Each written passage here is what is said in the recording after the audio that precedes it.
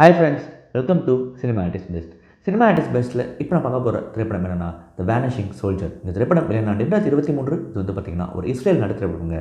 திரைப்படத்தின் டேரக்டர் சொல்லி பார்த்தீங்கன்னா டேனி ரோசன்பர்க், கொஞ்சம் writers Danny Rosenberg and Hmar குளுகர். இந்த திரைப்படத்தில் இதோ தாக்கு ஷ்லோமியா முதன்மை கதாபாத்திரம் பண்ணியிருக்காப்புல. சரிங்க, த வேனிஷிங் சோல்ஜர் என்ன மாதிரி கதைக்குள்ளும் பார்ப்பாங்க.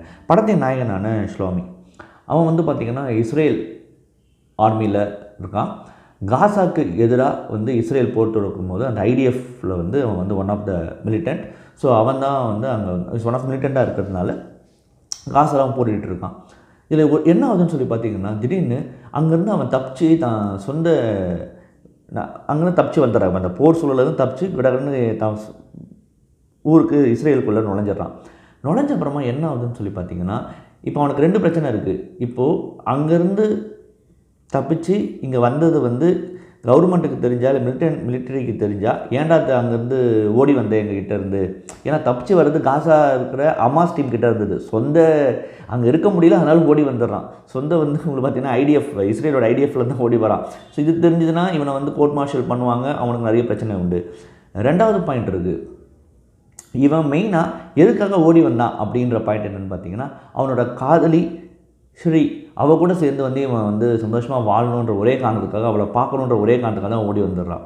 இப்போ என்னென்னா, ஓடி வந்த அப்புறமா தன் காதலி கூட போய் இவன் வந்து எப்படியாவது தன் காதலியை வந்து, அவன் காதலி வந்து வெளிநாடு போகணும் அப்படின்ற இதில் இருக்கான். பட் அதை மாற்றி இவன் அங்கேயே தங்க வச்சதுக்காக முயற்சியை மேற்கொள்கிறான். அதே சமயம் இன்னொரு பிரச்சனை இருக்குது. அந்த ஐடிஎஃப் டீம் வந்து என்ன பண்ணுன்னு சொல்லி பார்த்தீங்கன்னா, உண்மையாகவே இவன் காணாமல் போயிட்டான் அப்படின்றத டிவி நியூஸில் ஃப்ளாஷ் பண்ண ஆரம்பிக்குது. அதுவும் இவனை வந்து அமாஸ் குரூப் கடத்திட்டாங்கன்னு சொல்லி. இப்போ இதில் சிக்கிக்கிற ஷ்லோமி என்ன மாதிரி பிரச்சனைகளை அந்த நாட்டுக்குள்ளே ஃபேஸ் பண்ணான், ஸோ ஒரு சோல்ஜராகவும் ஒரு சிட்டிசனாகவும் என்பதை விரிவாக பேசுகிற படம் தான் த வேனிஷிங் சோல்ஜர். இந்த வேனிஷிங் சோல்ஜர் பொறுத்த வரைக்கும், இந்த வேனிஷிங் சோல்ஜர் மாதிரி ஒரு கதைக்களம் நான் ஆல்ரெடி பார்த்த படங்கள் பார்த்திங்கன்னா, எனக்கு வந்து சினானிம்ஸ் என்ற ஒரு திரைப்படம் பார்த்துருக்கேன் 2019. அதே மாதிரி வந்து ஃபாக்ஸ்ட்ராட் அப்படின்ற ஒரு இஸ்ரேலி ஃபிலிம் பார்த்துருக்கேன். ஸோ இது 2 படமே கிட்டத்தட்ட வந்து இந்த படம் பார்க்கும்போது 2 பேரும் எனக்கு ஞாபகப்படுத்துச்சு. அந்த படம் வந்து வந்துட்டு போச்சு. அது வந்து இந்த படத்துக்கு வந்து பார்த்திங்கன்னா எனக்கு வந்து என்னடா அதே மாதிரி கதைக்களம் அப்படின்ற உணர்வு வந்து எனக்கு ஏற்பட்டது உண்மைதான். ஆனால் இந்த படத்தை ப்ரெசென்ட் பண்ண விதத்துலேயும், இந்த படத்தில் பேசப்பட்ட அரசியலில் வந்து விதத்துலேயும் வந்து director Danny Rosenberg is really standing ஒரு இடத்துல நிற்கிறார். என்னென்னா, இந்த படத்துடைய மிக முக்கியமான கோர் என்னன்னு சொல்லி பார்த்தீங்கன்னா, அதாவது ஒரு கவர்மெண்ட் வந்து பார்த்திங்கன்னா, நீங்கள் சோல்ஜர் சொல்கிறீங்க, சோல்ஜருக்கு வந்து மரியாதை தரணும் அப்படின்ற ஒரு பாயிண்ட் இருக்குல்ல, அப்படிலாம் இல்லை. அந்த சோல்ஜரை மையப்படுத்தி கவர்மெண்ட் மிக முக்கியமாக இந்த சைடு இருக்கிற வந்து மிலிட்ரி என்ன மாதிரி வேலைகள் செய்வாங்க அப்படின்றத வெட்ட வெளிச்சமாக அடித்து நொறுக்கிறது தான் இந்த படத்துடைய முதல் படமாக நான் பார்க்குறேன். அந்த political point that was really, அது ரொம்ப உண்மை நமக்கு தெரியல.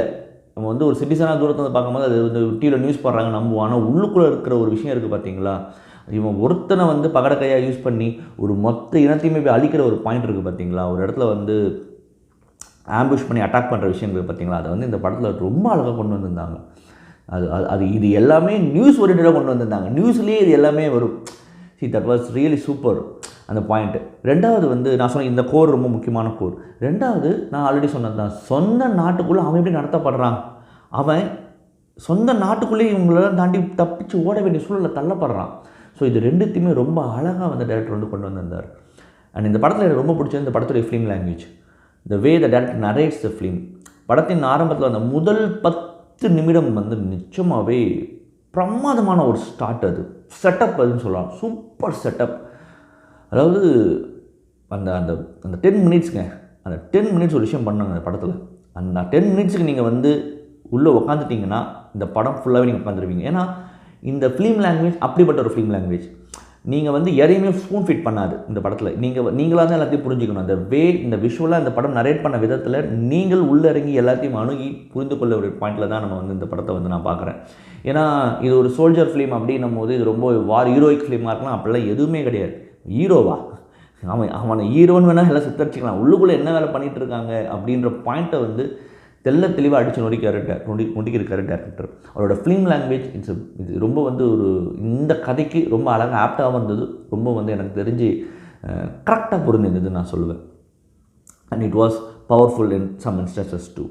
அண்ட் இந்த படத்தில் எனக்கு இன்னொரு பெரிய பலமான பார்க்குறது, இந்த படத்தில் நடித்த ஷிலோமியா நடித்த இதோ தாக்கோவோட performance is done a brilliant job.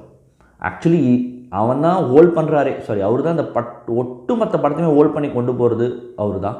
அவரோட அந்த பெர்ஃபார்மன்ஸ் ரியலி பிரில்லியன்ட்டுங்க. ஐ திங்க் 2 விஷயமாக அவர் வந்து பார்ப்பார். ஒரு சோல்ஜராகவும் வந்து இந்த இடத்துல அவருக்கு ஏற்படுற ஒரு விஷயம், ஒரு சிட்டிசனாகவும், அண்ட் ஒன் மோர் திங், தன்னை ஒரு சோல்ஜராக மட்டுமே மையப்படுத்தி போகிற இடத்துல அங்கே எப்படி ஒரு மரியாதை, சிட்டிசனாக மையப்படுத்த போகிறதுல அங்கே எப்படி மரியாதைன்ற ஒரு பாயிண்ட், அண்ட் உள்ளுக்குள்ளே அவர் எப்படி அவரை பார்த்துக்கிட்டாருன்ற பாயிண்ட்டை வந்து ரொம்ப அழகாக வந்து அந்த கேரக்டர் ஆர்க்கை வந்து அழகாக பண்ணியிருந்த மாதிரி எனக்கு feel and brilliant job. And இந்த படத்தில் எனக்கு ரொம்ப பிடிச்ச இந்த படத்தோட வந்து சினிமோட்டோகிராஃபி, இந்த படத்துடைய பிஜிஎம் ரொம்ப பிடிச்சிருந்தது. ஏன்னா இந்த படத்தோட சினிமோகிராஃபி பார்த்திங்கன்னா ஃபஸ்ட் 10 minutes ஒரு விஷயம் பண்ணுது, அண்ட் தென் அந்த கதைக்குள்ளே என்ன தேவையோ அதை நோக்கி தான் சினிமோட்டோகிராஃபி இருக்குது. But still that was really nice and good. And for the first 10 minutes it was wonderful. And then அப்போ அதுக்கப்புறம் ஒண்டர்ஃபுல் இல்லைன்னு நினைக்காதீங்க, பட் கதைக்குள்ளே போயிடுது அப்படின்னு நான் சொல்லுவேன். அண்ட் தென் இந்த பிஜிஎம், இந்த பிஜிஎம் பொறுத்த வரைக்கும் இந்த படத்தை வந்து நான் பெருசாக பிஜிஎம் எதிர்பார்க்கவே இல்லை. இந்த படத்தில் பெருசாக பிஜிஎம் இருக்காது தான் நினச்சேன், ஏன்னா அந்த செட்டப் அப்படி இருந்தது. ஆனால் அந்த பிஜிஎம் அந்த சீன்ஸை வந்து டிரான்ஸ்லேட் பண்ண விதம், மிக முக்கியமாக இவனோட மனநிலையெல்லாம் டிரான்ஸ்லேட் பண்ண விதத்தில் வந்து அந்த பிஜிஎம்மோட பங்கு ரொம்ப பெருசாக வகிச்சுன்னு நான் சொல்லுவேன். அது ரொம்ப நல்லாவே பிஜிஎம் பண்ணியிருந்தார் படத்தோட மியூசிக் டைரக்டர். இந்த படம் வந்து பார்த்திங்கன்னா 2023 லொக்கார்னோ இன்டர்நேஷனல் ஃபிலிம் ஃபெஸ்டிவலில் உயரிய விருதான கோல்டன் லியோபோர்டு இந்த படம் நாமினேட் ஆகிருந்ததுங்க. டெஃபினட்டாக நீங்கள் த வேனிஷிங் சோல்ஜர் படம் பாருங்கள். ஒரு சிறந்த படத்தை பற்றி உங்களுக்கு கண்டிப்பாக இருக்கும், சந்தேகம் இல்லைங்க. மறுபடியும் தரவான உலக சினிமாவடியோ, ரீஜனல் சினிமாவடியோ, ஷார்ட் ஃபிலிம் உடைய சந்திக்கிறேன். நன்றி, வணக்கம்.